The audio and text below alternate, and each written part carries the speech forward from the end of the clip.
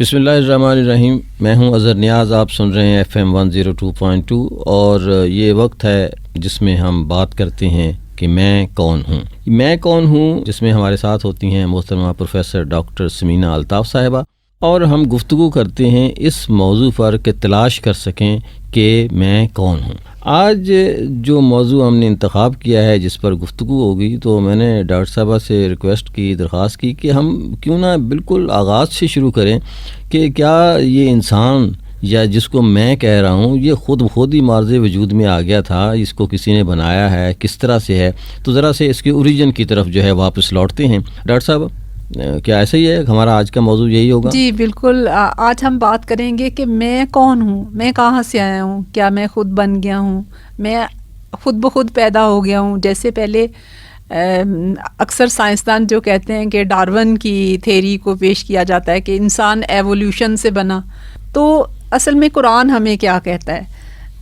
دیکھیں اس دنیا ہم دونوں تھیوریز کو ذرا سا ایوولوشن کی تھیوری کو بھی آپ بتائیں گی کہ وہ کیا ہے؟ جی ایوولوشن کی تھیوری جو ہے وہ یہ کہتی ہے کہ پہلے جو ہے امیبا آیا، سنگل سیل آرگنزم، پھر اس کی یعنی کہ پہلے حالات کچھ ایسے ہوئے کہ زمین پہ جو ہے خود بخود ریئیکشن ہوا اور ایک زندگی وجود میں آئی، پھر وہ سنگل سیل بنی، پھر آہستہ آہستہ اس سے زندگی کی کمپلیکیٹڈ فارمز بنتی گئیں، پھر جانور آئے، پھر بندر بنا، اور پھر آخر میں انسان وجود میں یعنی آیا. بندر جو ہے وہ اپنی مختلف شکلیں اختیار کرتا کرتا جو ہے اس وقت انسان جو ہے وہ بندر ہی کی مختلف شکلوں سے، یعنی ایک پرفیکٹ شکل جو ہے وہ اس میں آ گئی. تو لیکن اس میں بہت سارے وہ ہیں، اب جیسے آپ کو پتہ ہے کہ ایک انسانوں کے ہی قبیلے یا وہ ڈفرینٹ چائنیز ڈفرینٹ ہیں، جو یورپ میں رہنے والے ہیں ان کے نقش و نگار اور رنگ فرق ہیں. بندروں کی شکلیں بھی مختلف ہوتی ہیں، بندروں کی بھی مختلف اقسام ہیں.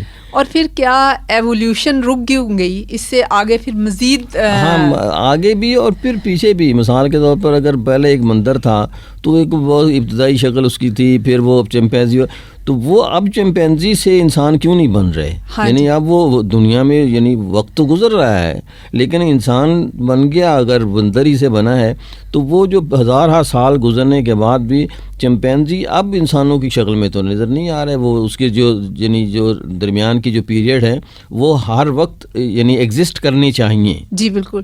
اور دوسری بات یہ دیکھیں کہ زندگی صرف جانوروں کی شکل میں نہیں ہے. جیسے اب مائکروسکوپ یا خوردبین ایجاد ہونے کے بعد ہمیں پتہ چلا ہے کہ وہ چیزیں بھی ہمارے ارد گرد پائی جاتی ہیں جو ہمیں آنکھ سے نظر نہیں آتے.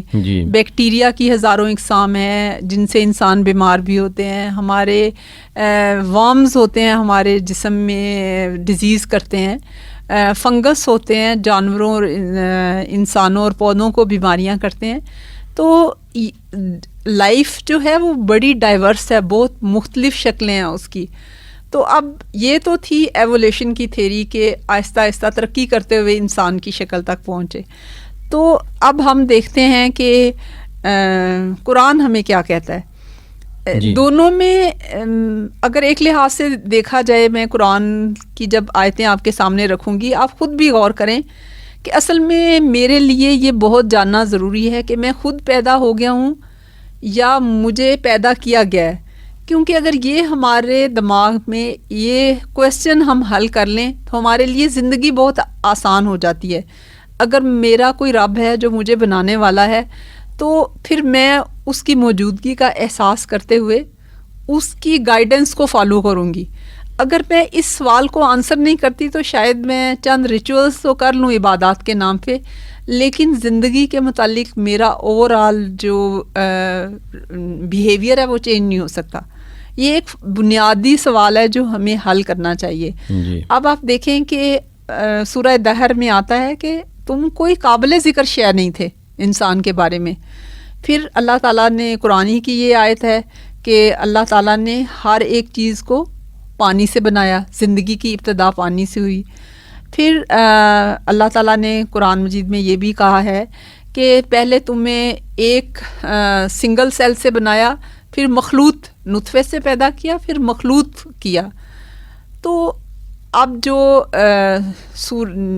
سائنٹسٹ ہیں انہوں نے پروو کیا ہے کہ انسان کی بناوٹ میں جو ابتدائی شکلیں ہوتی ہیں وہ اور جو جانور ہیں ان کے ایمبریو اور انسان کے ایمبریو میں کوئی فرق نہیں ہوتا. وہ دیکھنے میں جب انسان ماں کے جو رحم ہے اس میں پرورش ہو رہی ہوتی ہے بچے کی تو بہت زیادہ اس کی مماثلت ہوتی ہے لوور اینیمل کے ایمبریو سے. جی.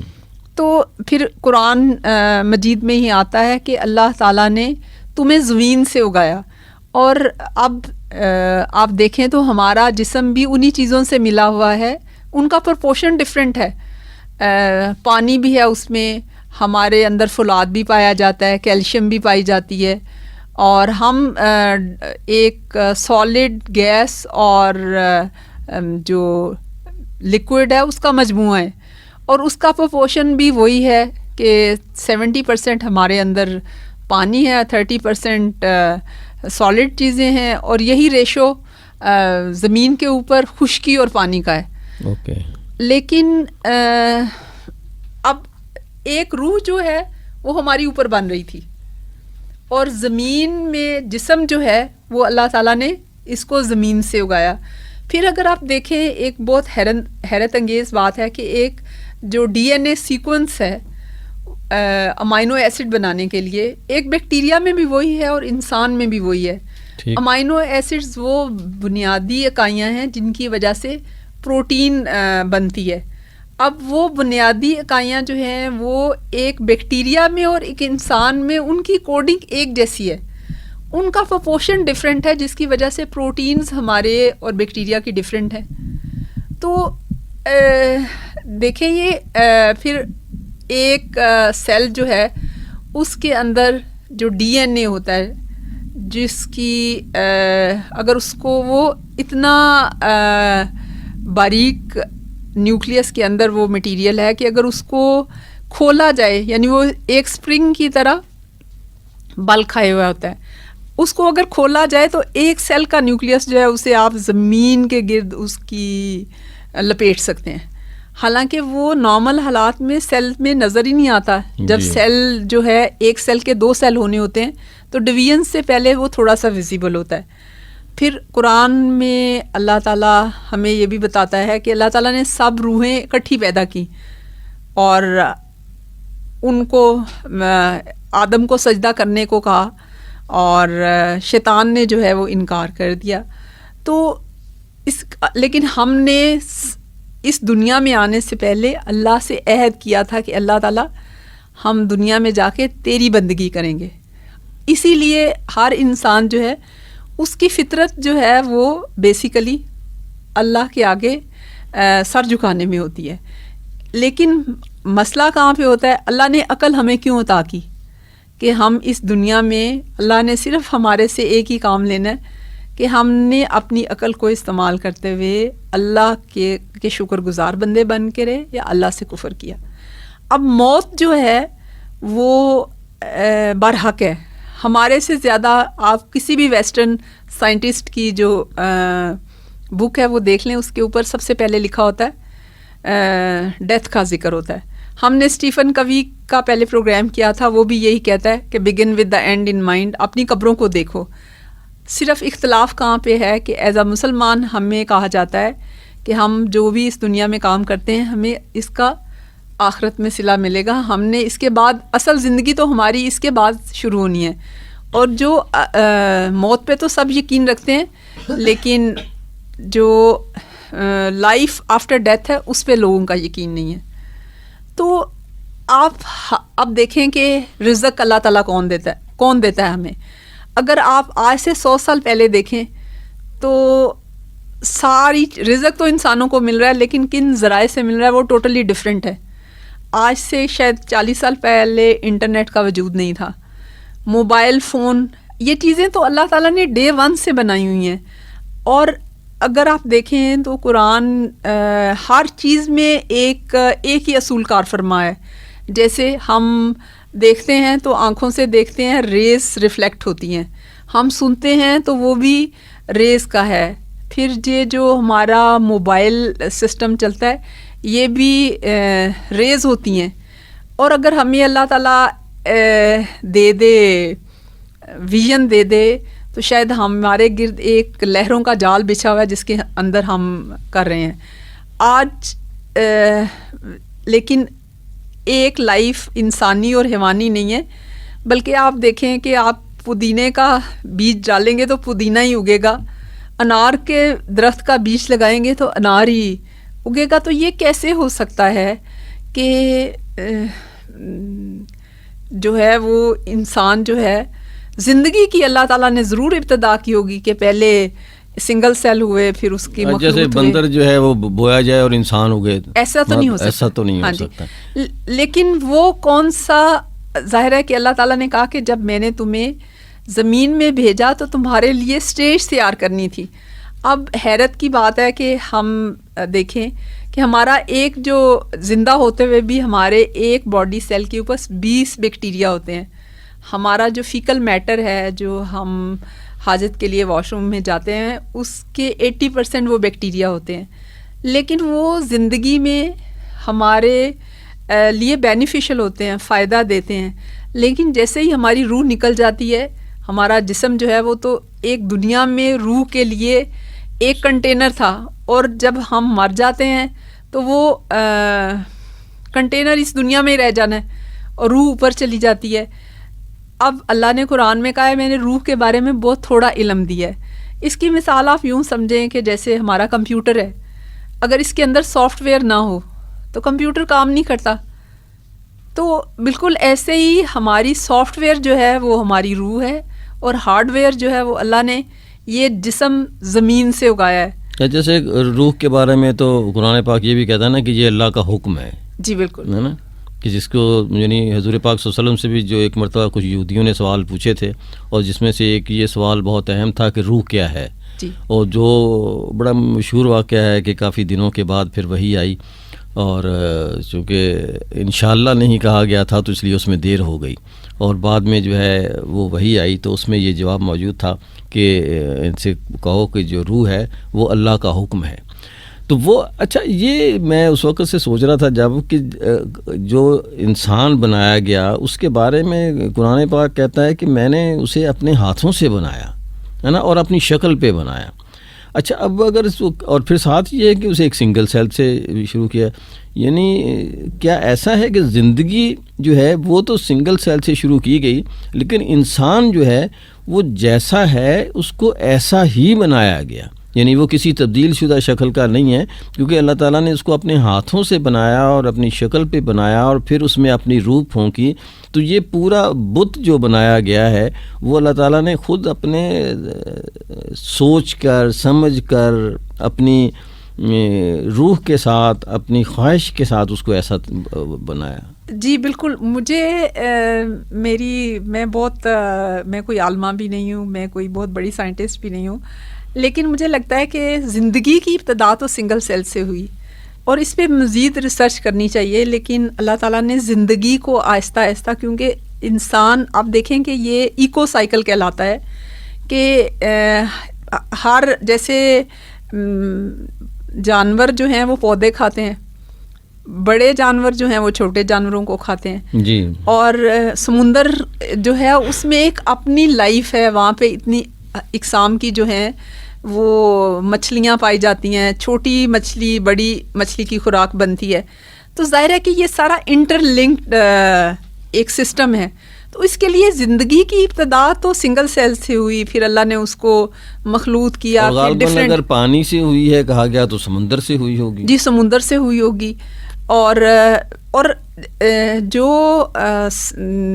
اگر یہ سارا ایک ایسا سسٹم ہے جیسے ڈیکمپوز ہو جاتی ہیں چیزیں زمین میں، انسان کو دفن، زیادہ تر ہم اپنے جو مردے ہوتے ہیں ان کو زمین میں دفن کرتے ہیں، تو وہ زمین میں ایسے اجزاء پائے جاتے ہیں، ایسے بیکٹیریا پائے جاتے ہیں جو اس کو ڈیکمپوز کر کے پھر واپس استعمال کے قابل بناتے ہیں.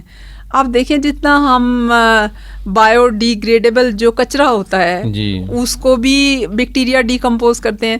ہمارا جسم جو ہے وہ بھی بیکٹیریا کھا جاتے ہیں. اگر اب تک جتنے لوگ اس دنیا سے گزرے ہیں، اگر ایسا سسٹم نہ ہوتا تو یہ دنیا تو انسانوں کے رہنے کے قابل ہی نہ رہتی. بالکل صحیح بات. تو پھر اس کے بعد کیونکہ یہ ایک بیسک اب جیسے ہم بھی مسلمان ہیں کہنے کو، لیکن ہم نے اپنے آپ کو صرف عبادات تک محدود کر لیا ہے. اگر ہم سچے مسلمان ہوں، اگر ہم لائف آفٹر ڈیتھ پہ یقین رکھتے ہوں، تو یقین جانے اس دن مجھے شرک پور کا جو واقعہ ابھی ریسنٹ ہوا ہے آئل ٹینکر کا، ہم کبھی بھی زندہ جل کے نہ مرتے، کیونکہ جہالت ہے کہ مفت میں چیز مل رہی ہے اور ہر بندہ گھر سے جو ہے وہ اپنی بالٹیاں اور ٹب لے کے تیل بھر رہا ہے. میرا دین تو کہتا ہے کہ اگر سونے کی چیز بھی کسی کی پڑی ہو نا، تو تم اس بندے کو ڈھونڈو، اس کے حوالے کرو، اور مفت مال مفت دلے میں بے رحم سمجھ کے بہتی گنگا میں ہاتھ نہ دھو. ایک صاحب نے بڑا اچھا اس کے اوپر کیا کہ اس نے لکھا کہ یہ جو ہے نا، جیسے دنیا کا آئل ٹینکر جو ہے، اس نام سے اسی واقعے کو لے کے اس نے ایک مضمون مجھے شیئر کیا، اور اس کا کہنا یہ تھا کہ یہ بالکل ایسے ہی ہے جیسے ہم اس دنیا میں ہیں اور ہم مال مفت جو ہے اس کو اکٹھا کرنے میں لگے ہوئے ہیں، اور اس بات سے ناواقف ہیں کہ ابھی تھوڑی دیر کے بعد یہ ٹینکر پھٹ جائے گا. اچھا، اب اس ٹینکر کے پھٹنے کا جو ہے ہمیں یقین ہی نہیں ہے نا، جو قیامت ہے یا مرنا جو ہے یا جو آخرت ہے اس کا ہمیں بالکل یقین نہیں ہے، اور ہم دوسروں کا مال اپنا سمجھ کر لوٹنے میں مصروف ہیں. اور اس سے کہنا کہ اس واقعے سے ہمیں اس بات کا سبق لینا چاہیے کہ یہ دنیا جو ہے یہ بالکل ایسے ہی ہے جیسے ہم دوسروں کا مال، جیسے وہ ٹینکر والے لوٹ رہے تھے اور ان کو کسی بات کا یقین نہیں تھا کہ یہ تھوڑی دیر کے بعد یہ ٹینکر پھٹ جائے گا اور ہم سارے کے سارے جو ہیں اس میں زندہ جل جائیں گے، ہے نا. اور وہ جو ہیں یہ سمجھ کے کہ دوسروں کا مال ہے، جو بھی ہے، جہالت سمجھ لیں، غربت سمجھ لیں، کچھ بھی سمجھ لیں، لیکن وہ دوسروں کا مال لوٹنے میں مصروف تھے اور اس بات سے بالکل قطعی غافل تھے کہ ہمارے ساتھ کیا ہونے والا ہے. اسی طرح سے ہم دنیا میں ایک ایسی زندگی گزار رہے ہیں جس میں ہم دوسروں کا مال یا غفلت کی دنیا جو ہے اس میں مصروف ہیں، اور اس بات سے قطعی ناواقف ہیں کہ تھوڑی دیر کے بعد ہمارے ساتھ کیا ہونے والا. ہم آخرت پہ یقین ہی نہیں رکھتے، ہم سوچتے نہیں کہ شاید ہم نے بھی مرنا ہے. روز ایسے واقعات ہو رہے ہوتے ہیں جس میں یہ سمجھ رہے ہوتے ہیں کہ نہیں یہ تو نا، لیکن وہ ہمارے ایک دوست کہا کرتے تھے کہ بہت سے لوگ مر چکے ہیں لیکن ان کا صرف اعلان ہونا باقی ہے. تو اگر ہم یہ بھی سوچ لیں کہ ہمارا بھی جس طرح سے مسجد میں اعلان ہو رہا ہوتا ہے کہ ایک دن ہمارا بھی اعلان ہو رہا ہوگا، اس بات پہ ہمیں یقین نہیں ہے، ہم سمجھ رہے کہ نہیں دوسروں نے مرنا ہے، ہم نے نہیں مرنا ہے. جی بالکل بالکل سر، میں آپ کی اس بات سے اتفاق کرتی ہوں کہ دیکھیں اللہ تعالیٰ کیونکہ ہمیں پیدا کرنے والا ہے اور اس نے ہمیں بلا وجہ نہیں چھوڑ دیا، اس نے ہمیں ہدایت دے کے بھیجا. اور ہم ہر نماز میں پڑھتے ہیں اہدنا الصراط المستقیم، لیکن یہ کوشش نہیں کرتے کہ وہ کون سا سیدھا رستہ ہے جس پہ مجھے چلنا ہے. اپنی ڈائریکشن کو درمیان میں ٹوکنا اچھا نہیں لگ رہا، لیکن یہ کہ اگر ہم نماز کو یا سورہ فاتحہ کو بھی یہ پڑھ کے اس کا ترجمہ ہی نہیں آتا ہوتا، ہم ایک اسٹیریوٹائپ اس مشین پہ لگے ہوئے ہیں جس کو ہم بس پڑھتے جا رہے ہیں. اگر ہم ذرا سا غور کر کے اس کو پڑھ رہے ہیں کہ یہ سورہ فاتحہ ہے، تو صرف سورہ فاتحہ ہماری زندگی بدل سکتی ہے. جی بالکل، میں آپ کی اس بات سے بالکل اتفاق کروں گی کہ اسلام ایک ایسی یونیورسٹی ہے جس میں داخلہ بہت زیادہ آسان ہے، لیکن ڈگری یافتہ بننے کے لیے محنت کرنی پڑتی ہے، اور ہم نے صرف داخل ہونا کافی سمجھ لیا ہے. ہم اس میں سے کم از کم 30% مارکس کی بھی، مطلب ایک کالج میں آپ داخلہ لیتے ہیں، اگر آپ کی اٹینڈنس پوری نہ ہو، آپ نے محنت نہ کی ہو، آپ ایگزام کلیئر نہ کریں، تو کوئی آپ کو بری سے بری یونیورسٹی بھی ڈگری نہیں دیتی. لیکن ہم سمجھتے ہیں کہ ہم نے کیونکہ کلمہ پڑھ لیا ہے تو ہمیں کم از کم قرآن کو روز کھولیں، اس سے دیکھیں تو سی کہ اللہ نے سیدھا رستہ کیا دیا ہے. اگر دنیا ہی سب کچھ ہوتی تو رحمت للعالمین کے پاس دنیا کا سب سے زیادہ مال ہوتا. بلکہ میں کئی دفعہ سوچتی ہوں کہ اللہ کے نبی رحمت للعالمین، آخری نبی، اللہ کے محبوب بندے جن کا امتی ہونے کا جو ہے، ہم ہر جگہ پہ کہتے ہیں ہم نبی کریم صلی اللہ علیہ وسلم کے امتی ہیں، لیکن میرے نبی نے تو کبھی جھوٹ نہیں بولا تھا. میرے نبی نے تو شیب ابی طالب میں درختوں کی چھالیں کھا کے گزارا کیا. یہاں تو ہوس اور لسٹ اور دنیا کی زیادہ سے زیادہ پانے کی ایک دوڑ لگی ہوئی ہے، وہ ختم ہی نہیں ہوتی.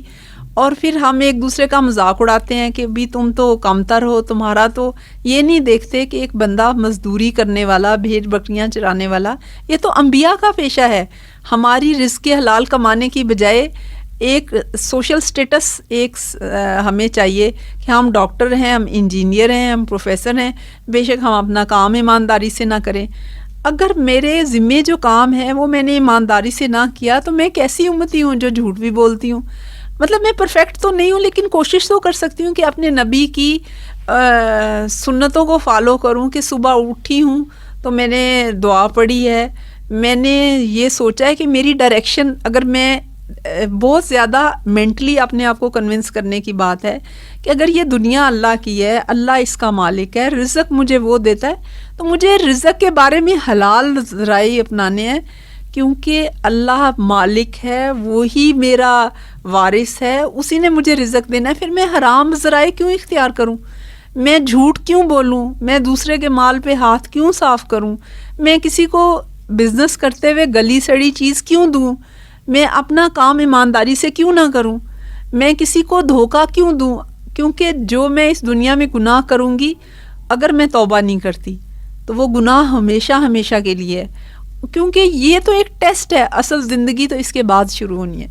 بہت شکریہ جی. آج کی گفتگو کو ہم اسی جگہ ختم کرتے ہیں, کیونکہ ایک بہت ہی اچھا گفتگو میں موڑ آ گیا تھا, اور وہ یہی ہے کہ ہم ذرا سا اگر کوشش کریں, سوچیں اپنے بارے میں کہ میں کون ہوں, تو آپ کو جواب ملتا ہے کہ میں انسان ہوں, اس کے بعد جواب ملتا ہے کہ میں مسلمان ہوں, پھر اس کے بعد جواب ملتا ہے کہ میں پاکستانی ہوں, پھر جواب ملتا ہے کہ میں ان ماں باپ کا بیٹا ہوں. اچھا, یہ سارے سوالوں کے اگر جواب پر آپ غور کریں تو میرے خیال میں نہ آپ خدا کو ناراض کرنا چاہیں گے, نہ اپنے ماں باپ کو ناراض کرنا چاہیں گے. آج ہم جو کچھ کر رہے ہوتے ہیں, ذرا سا اگر 1 منٹ کے لیے بھی سوچیں کہ کیا ہم اپنے ماں باپ کا نام روشن کر رہے ہیں, جو ہم کچھ سڑکوں پہ کر رہے ہیں, جو ہم اپنے گھروں میں کر رہے ہیں, جو ہم اپنے دفتروں میں کر رہے ہیں, یا اس سے جو ہے ہمارا خالق جو ہے, یا جس کا نام لے کر ہم سوچتے ہیں کہ جی ہاں یہ رحمت للعالمین کی ہم امت ہیں اور وہ ہمارے لیے شفاعت کا باعث ہوں گے, کیا ہمارے اعمال ایسے ہیں کہ کل ہم ان کے سامنے جائیں تو وہ کہیں کہ ہاں دیکھو یہ میرا امتی آ رہا ہے.